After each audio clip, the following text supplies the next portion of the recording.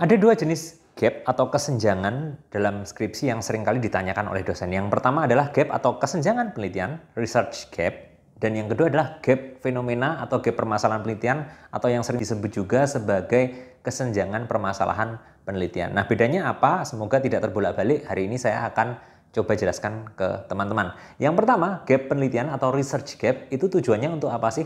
Teman-teman itu mengetahui celah atau kesempatan teman-teman melaksanakan rancangan penelitian teman-teman. Jadi kira-kira masih bisa diteliti nggak ya ini? Kira-kira saya masih punya kesempatan yang baik nggak ya untuk melanjutkan rancangan penelitian ini? Nah, yang harus dilakukan apa? Membandingkan penelitian terdahulu dengan rencana penelitian teman-teman. Nah, dari situ kita lihat ada kesenjangan apa? Ada gap apa? Nah, yang pertama biasanya yang paling bagus nilainya adalah ketika fokusnya ini baru. Ya, jadi ini seringkali digunakan untuk menjelaskan novelty atau kebaruan penelitian. Kalau kita berbicara fokus misalnya, ada banyak penelitian tentang pelayanan publik, tetapi inklusivitas pelayanan publik belum banyak diteliti. Nah, itu kita berbicara fokus. Ya. Dan yang kedua, teori. Banyak sekali penelitian tentang implementasi kebijakan publik. Ya, tetapi ternyata saya menemukan teori yang belum banyak digunakan dan ini relevan. Metodologi. Sudah banyak yang melaksanakan penelitian tentang ini dengan metodologi seperti ini. Ya, tetapi belum banyak yang melakukan dengan metodologi yang lain. Atau saya menemukan metodologi yang baru yang relevan juga untuk melihat fokus atau kasus yang serupa.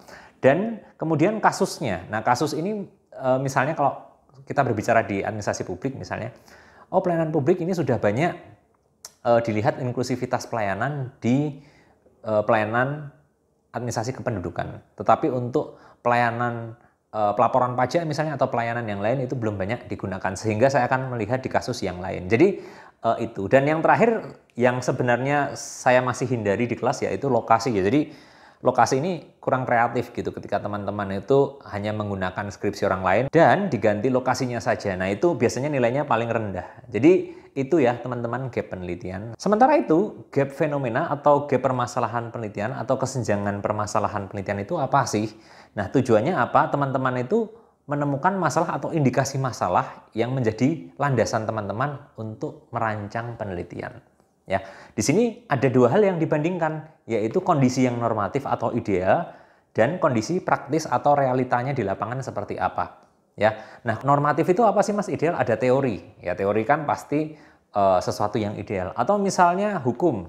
Ya, kalau di fisika ada hukum A, B, C dan seterusnya. Ya, aturan. Ya, kenapa aturan ini disebut kondisi ideal? Karena itu adalah janjinya pemerintah. Kita bisa dalam tanda kutip menagih atau melihat janji itu apakah sudah direalisasikan atau belum.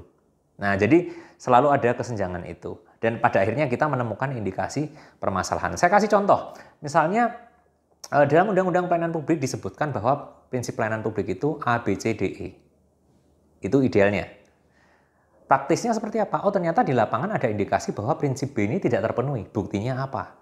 Dukung dengan data. Nah, ini biasanya ada di latar belakang penelitian. Nah, pertanyaan terakhir, Mas, kira-kira yang dicari duluan gap fenomena permasalahan atau gap penelitian dahulu? Nah, saya sarankan sebenarnya teman-teman mencari gap fenomena permasalahannya terlebih dahulu. Ketika sudah mendapatkan itu, baru teman-teman mencari rujukan ya untuk melihat gap penelitiannya. Apakah ini masih layak diteliti atau tidak? Seperti itu teman-teman, semoga membantu. Terima kasih.